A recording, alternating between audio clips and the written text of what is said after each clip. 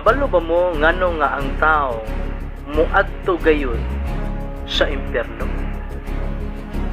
Adunay upat ka mga posibleng rason ngano nga ang tao muadto siya sa impyerno. Bisan aduna na siya nasayran nga pwede nga makaluwas sa iyang kalan. Unang hinungdan, ngano nga ang tao muadto siya sa impyerno kung siya o tungod sa sayop nga mga libro. Nga buot ipasabot, makahimo lang ikaw nga makaadto sa langit ug dili ka maadto sa impyerno kung mutuo ka unsay gisulti sa Biblia. Kay ang pulong sa Ginoo raman gayon ang gihatag sa Dios nga mao'y gitawag nato og pagtutultol sa atong kinabuhi niining kalibutana sa mga espirituhanong butang nga diin wala kita masayod o wala kita makakita. Munang miingon si Kristo Jesus sa Juan 5:39 nga susihan ninyo ang kasulatan kay sila mao sila ang nagpahimahituod mahitungod ka na. Muna ngunit yun ang usa ka hinungdan ngano nga ang tao muadto siya sa impyerno kung siya dili motuo sa pulong sa Ginoo. Ikaduhang rason ngano nga ang tao muadto siya sa impyerno, una tungod sa sayop nga mga libro, ikaduha kung siya maminaw sa sayop nga magtutudlo. Kay daghan ra ba kaing nanggawas karon nga nagdala o nagpaila ngadto ni Kristo Jesus, apan wala nagsulti sa kamatuoran, dili pinasikan sa saktong pagpasabot gikan sa pulong sa Ginoo. So kung ang usa ka tawo mukuyog siya sa sayop nga magtutudlo, ihatod jud ka sa ikatulong hinungdan nganong ang tawo maimpyerno. Una, tungod sa sayop nga libro. Ikaduha, tungod sa sayop nga magtutudlo. Ikatulo, tungod sa sayop nga pagtulon-an.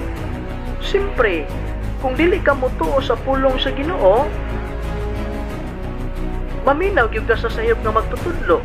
Ikaduha, ang imong masabtan ang sayop gyud nga pagtulon-an. Walay nagsugod og sayop nga motapos og sakto. Muna nga nganong ang tao maimpyerno siya kung ang iyang nasabtan ang sayop nga pagtulon-an, unya mo padayon ka sa sayop nga pagtulon-an. Unang basihan gyud nato ang gisulti sa pulong sa Ginoo. Maminaw gyud ka sa pulong sa Ginoo kay ang pulong sa Ginoo mao'y sakto. Dili ang relihiyon mao'y sakto, kundi ang Ginoo mao'y sakto, ang Biblia mao'y sakto. So kung maminaw ka sa sayop nga libro, siyempre mutuo ka sa sayop nga magtutudlo ug makasabot ka sa sayop nga pagtulon-an. Ikaupat nga posibleng rason nganong ang tao moadto siya sa impyerno. Ikaupat, kung iyang isalikway si Ginoong Jesucristo. Kung pasabot, dili ka mutuo ba niya nga siya ang manluluwas. Kay sa Biblia, siya ra gyud ang ipasabot sa Ginoo nga makahimo sa pagluwas sa kalag sa tao. Nagpakamatay siya sa cross, naghalay siyang kinabuhi, gipropesiya ng daan nga siya ang makaluwas sa tao. So kung imong isalikway si Ginoong Jesucristo, dili gyud ka kaadto sa langit, muadto gyud ka sa impyerno. Kay mingon ang Biblia sa Jesus raman gayud ang bugtong dalan alang sa kaluwasan sa atong kalan. Muna nga importante kaayo nga ikaw karon nga naminaw, importante kay mutuo ka unsay gisulti sa pulong sa Ginoo. Nga ang sakto nga pagtulon-an nga gitudlo sa Biblia, mo'y saktong balikon, mo'y saktong pagtulon-an. Unya pinaagi ni Ginoong Jesucristo ang tao makaangkon sa kaluwasan.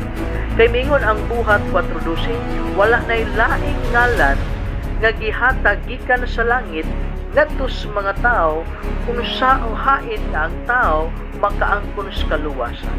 Maura gyud si Ginoong Jesucristo. So as a warning o as a sort of information, gusto ko nga mutuo ka ug mudawat gayud sa imong manluluwas nga mao si Ginoong Hesus.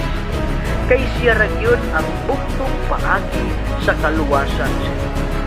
Imo siyang pasudlon sulod sa imong kasing-kasing.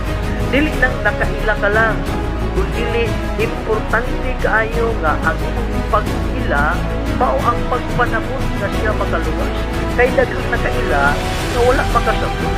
Nga dili na to i-assume nga nakaila ta tagniya na ta.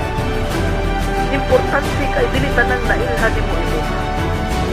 Buti pasabot si Ginoong Hesukristo, you have to make a personal relationship diha kaniya. Imo siyang dawaton ingon nga manluluwas sa ila. Kay lahi nang nakaila ug lahi nang nakadawat.